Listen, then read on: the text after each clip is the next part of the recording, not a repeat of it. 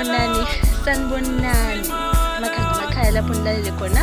Leli iphimbo elinibingelelayo. Ukhanyisile intombi yaManyanda. Ngiyabonga kakhulu ngokungena ekhasini lami le-YouTube.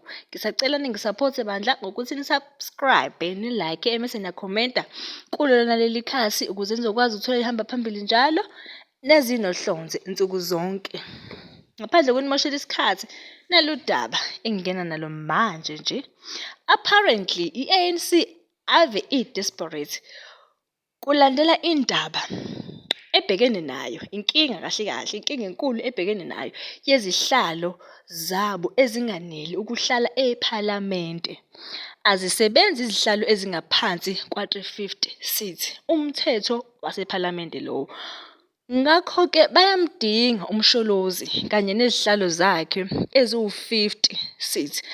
Ngaleso sikhathi uZuma uPlutika Kwasani okuyi-ANC kade bemzama, ngokusho kwaFikile Mbalula ukuthi kade bemzama, bemfuna, bengamtholi, uyabaziba.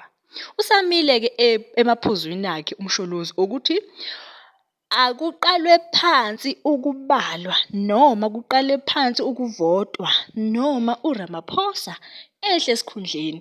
Hlampe-ke lapho